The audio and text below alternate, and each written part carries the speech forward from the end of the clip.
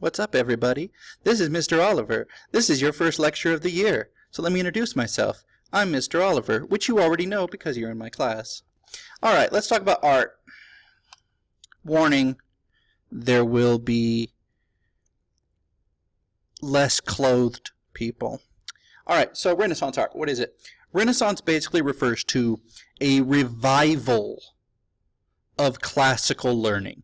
Basically what happened was, as you read in the book and definitely did not skip reading, the Christians went over during the Crusades. They discovered a lot of stuff that the Muslims, who they were in the process of trying to murder, had preserved on their behalf, which was awkward, no doubt, at least from an intellectual perspective, because the Muslims had actually been helping out there, preserving texts from the classical era, whereas in Europe a lot of these texts had been lost. So anyway, the Renaissance is the stuff coming back into Europe, being accepted, being encouraged, and they really wanted to venerate, to respect that sort of thing. And it begins in Florence, which is in Italy. A good example and a good starting place is, at least to my mind, to look at Brunelleschi. Now, Brunelleschi was building a new dome. Dome means cathedral in Italian. And who does he look at for inspiration? Hey, look at this building. Mr. Oliver, that looks like some kind of Greek or Roman building. You're absolutely right. It is a Greek or Roman building. And if you look at the dome, and this is a close-up of the dome, the exterior there. It's quite large, obviously. And obviously this has been emulated. At the time, the dome in Florence, the Cathedral of Florence, was the largest one in the world. There are a couple other big ones nowadays. But they're all based off of this design from Greece, the Pantheon. And you could see how they all rank to the Superdome, which is a fun thing. And basically, they look at that stuff, the sculptures, the architecture, and they say, we want to do that too. We also want to emulate it. And you're looking at it here and you're like, oh, who dis? And this is an archaic Greek chore figure. And basically what that means is it's just a figure. It was of someone. It's lost in time. So we call them chore figures. And you look at that, and you might be like, oh, yeah, that's pretty good. But look at the realism in the face. Look at the realism in the details on the braids. Look at the way that the tunic kind of flows, and you can actually see that. And perhaps more famously, the Nike of Samothrace, which is quite good. I mean, even if they did mess up with the face, and they just were like, ah, can't do it. That's a joke. The head and the arms have been lost over time. But these were very influential to guys like Michelangelo. And this is a thing that Michelangelo found in a old, there's different stories. Some people say he just acquired it. Some people say it was at a leather worker shop and he bought it off them, whatever. And he said, this is my greatest inspiration. And people were like, what are you crazy? And he's like, no. This is my greatest inspiration. And I think what he meant was that it's a faceless, armless, below the kneeless fella here, but at the same time, the spirit of the sculpture was a great inspiration to him. And you look at something like the David from the biblical story of King David, wherein he slew. That's the past tense of slay. So like, I went to the party. Did I slay? Yes, I slew. Anyway, he slew Goliath, and here he is just chilling. He's got his sling here. He's just, as you do. He didn't need armor. He wore the armor of God, according to the story, and apparently he felt that was like no underwear required. You know what? When you go into a fight, I mean, don't fight. But if you go into a fight and you just show up naked and just like, let's do this. I don't need protection. People are they're gonna note that. And it's definitely going to be an intimidating factor on your part. Having said that, don't ever get into fights, and don't ever be naked. You can compare and contrast Michelangelo's David figure with Donatello's version of the same kind of a thing. And here he's got a more lithe, kind of swimmer's build kind of David. But again, the same realism. Look at the realism in the body, the abs, the muscles. Look at all of that. The face. In the face of Michelangelo's, I'm more biased towards Michelangelo, just to be totally honest. Look at the detail there. That is made out of marble. Like, look at the detail. He has veins. It's ridiculous. Anyway, so Renaissance art, in many ways, was a balance between faith and intellect. Faith says, yo, you're Christian, because this is Italy, and this is the 15th to, onward centuries. And everybody was Roman Catholic there for the most part. So everybody was super, super religious. But then there were also these new influences during the Renaissance of secularism. And secularism basically is when you remove that religious basis for doing things. Like secularism would be, I'm brushing my teeth in the morning. That's not a religious act. That's something I'm doing to maintain my health on earth. Nobody is sitting there going like, I'm brushing my teeth for the Lord. Now, a good example of this would be to look at Venus and Mars here. This is Aphrodite, the Greek goddess of beauty, or if you prefer, the Roman version of Venus, named after the popular razor. And over here you got Mars with the much more cool name Ares, which is the one he uses in Wonder Woman, so we can assume that that's canon. And they have just had a conversation, and there is Ares just sleeping because he got tired after they talked. And you've got little goat men there. They're fawns or satyrs, whatever you want to call them. And usually they indicate mischievousness in older art. And you go, well, what's going on here? Wait a second, I thought these were Christian people making this art. They are. It's showing stories from classical mythology, from Greek and Roman mythology, because these two were having an affair here. And it doesn't really have anything to do with worshiping them. It's just using them as allegorical figures, things that can tell a story, that can teach in some way. Another one here. Here's Venus here. She's being born from the sea foam. If you know more, just keep that to yourself. We're going to say sea foam. And as soon as she arrives on Earth, this is a triptych. So the middle one is number 1. Side to the right is number 2. Side to the left is number 3. So think of it like a comic strip. So she's being born. Immediately, people try to clothe her and hide her beauty. And then she is spirited away to Mount Olympus with the other gods, where she presumably does not have to put on clothes. It was a big thing at this time to accept the human body as being like, hey, God made this. Therefore, this is okay to show in art. The Greeks and Romans did it all the time. Medieval art, you look at medieval art in Europe, son, you're not going to see none of that. But the Greeks and Romans, they were all about them nudes. And the new thinking was like, you know what, it's okay. Bro, God made man in his image. So are you going to tell me that showing a naked person is ungodly?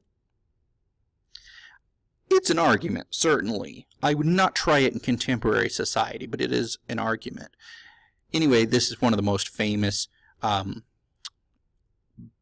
artworks in history, paintings in history, vastly underrated. I think Botticelli, I like him better than Donatello or Raphael combined. That's just me.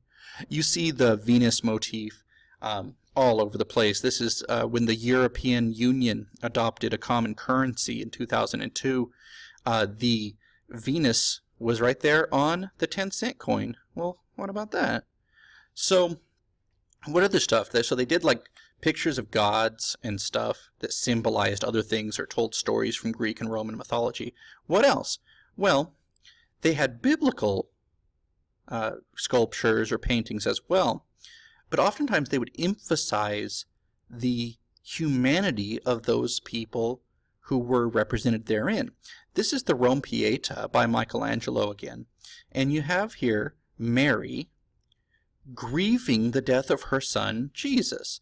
And it's a beautiful sculpture on multiple levels. For one, if you just look at it, I mean, this is a rock that someone made look like a real stuff. I can't even fathom how you would do that. Michelangelo was once asked that same question. He said, oh, I just take the marble and I just chip away everything that isn't the sculpture. Thanks, bro. Thanks. Anyway, he has sculpted a great work here that shows the humanity of Jesus. Jesus here is not powerful. He is a son to be mourned by Mary, his mother, and as such fits into the Renaissance theme of appreciating humanity. They're not saying you shouldn't worship God or Jesus. Of course they are. They're still down with that. They're still very, very religious, very Catholic people, but they're also saying, you know, hey, this is a thing we can recognize and appreciate. That's a picture I took when I was actually at the Vatican in the year 2008, I think. There is a little barrier in front of it, so because some psycho in the 70s tried to attack it with an axe.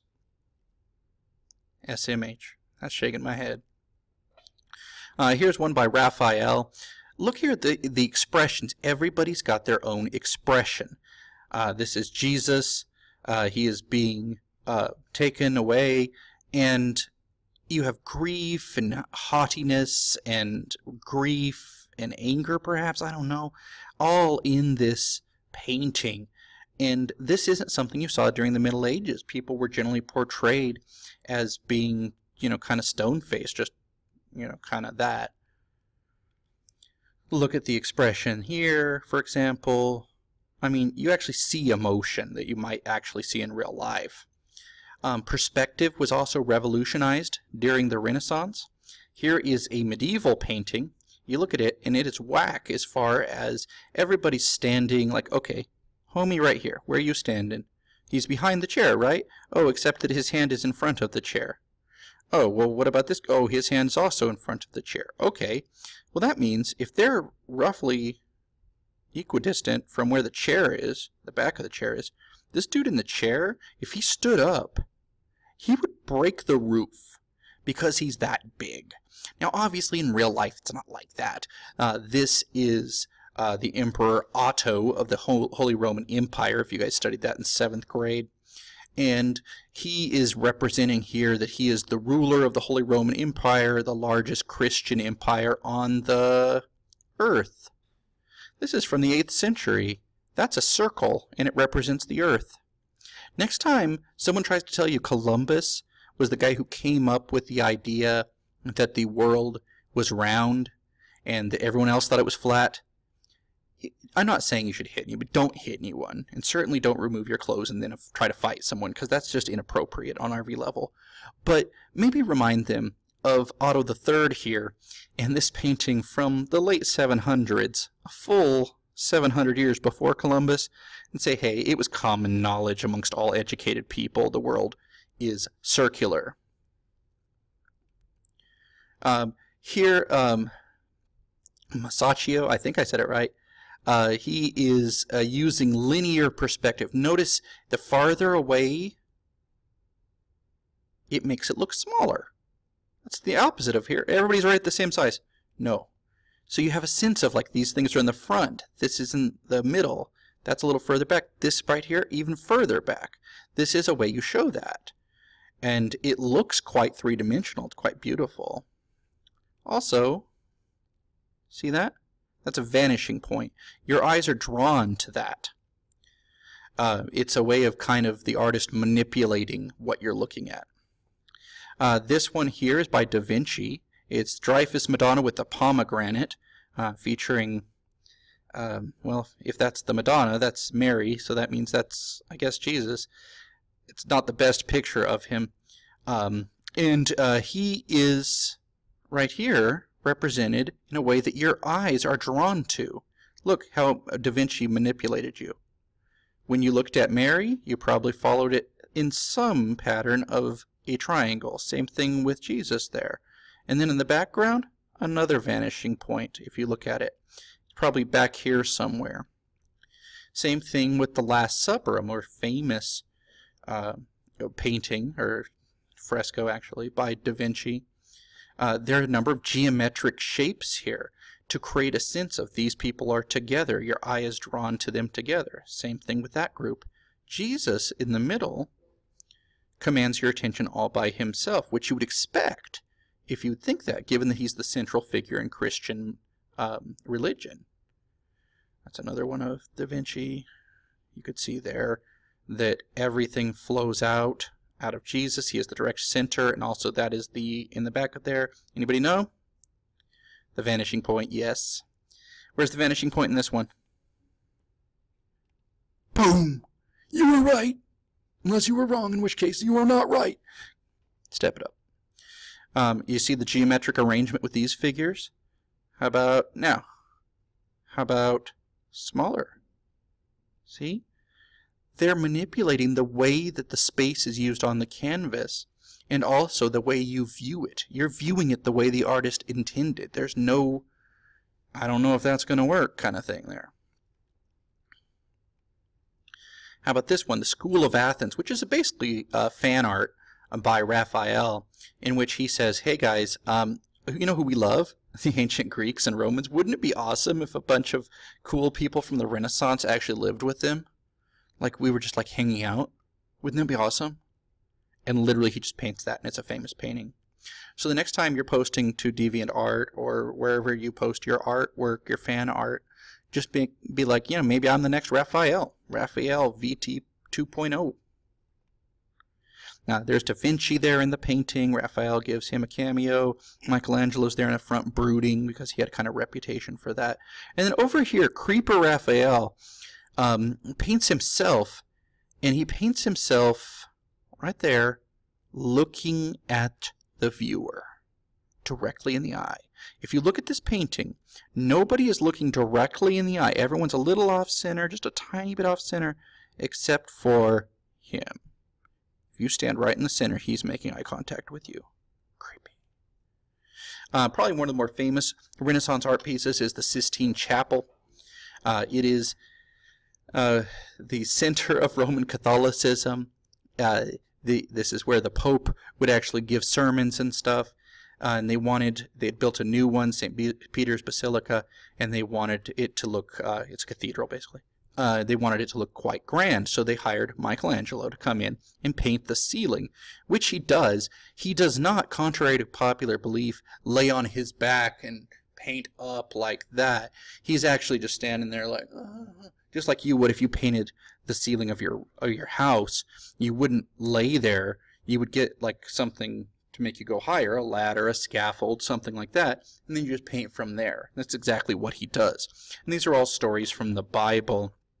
Perhaps most famously is the creation of Adam, wherein God imbues life into Adam. And in the background you have a number of figures, the Holy Host, and Eve, who has not been created yet. There's also some various interpretations that Michelangelo was maybe being sneaky here, since he had studied anatomy, and that perhaps he was including something that looked just like a brain. This looks like a brain here, doesn't it? Interesting. So like the mind of God created Adam.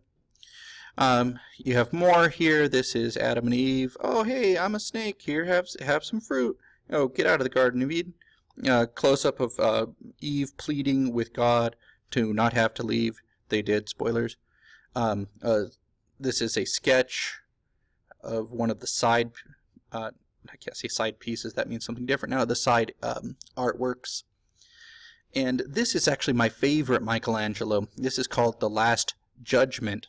And in it, this is the whole thing. And if you look at it, it is at the end. This is right behind where the pastor or the Pope or whoever's speaking that day, the priest or the Pope, would be giving a sermon. And this is Jesus with Mary at his side.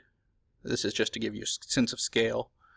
And he is casting down judgment, like he is straight up smiting fools and sending them to hell for their bad decisions during life.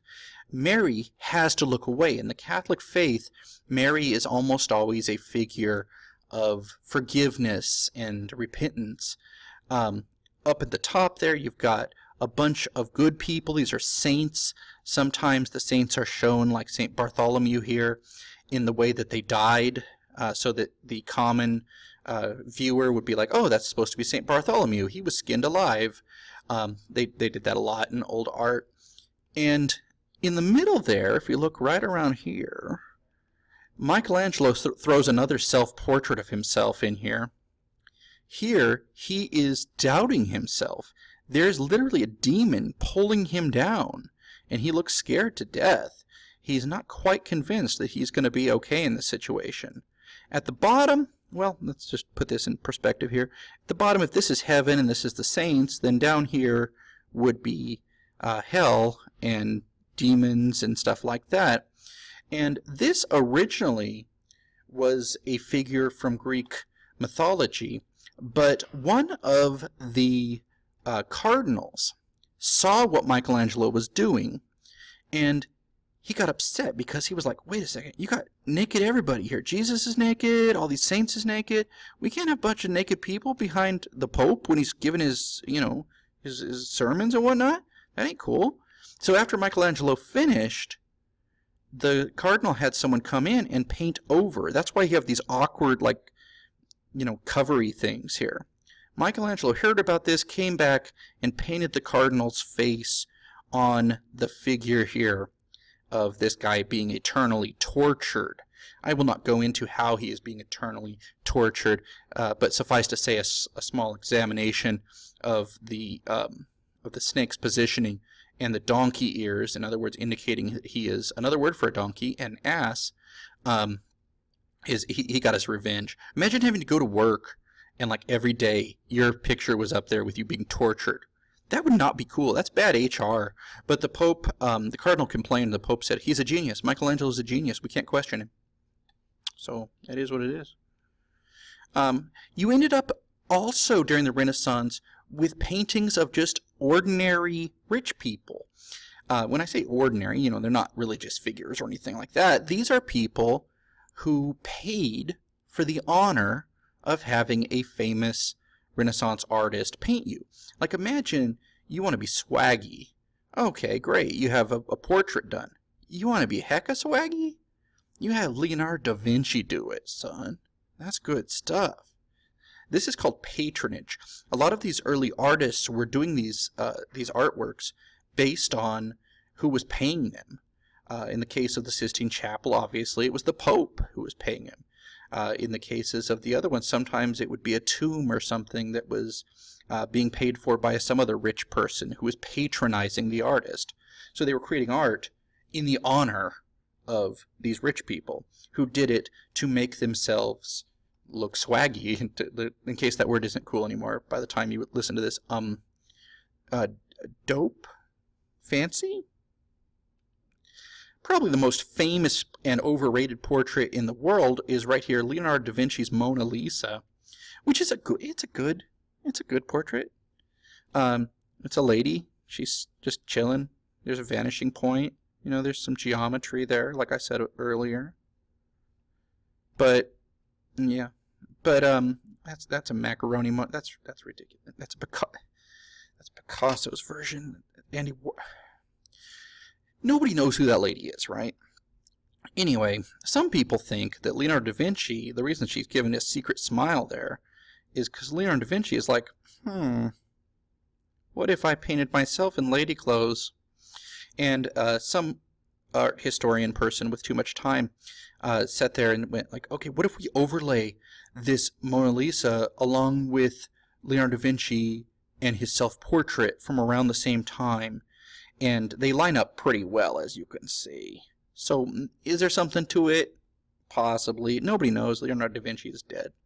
Could be, some people think it's somebody he was having an affair with. Nobody's sure.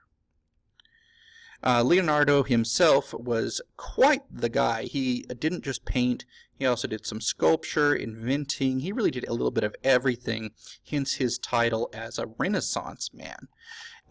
As you can see here, he studied anatomy, and he would actually create things. This here's a helicopter.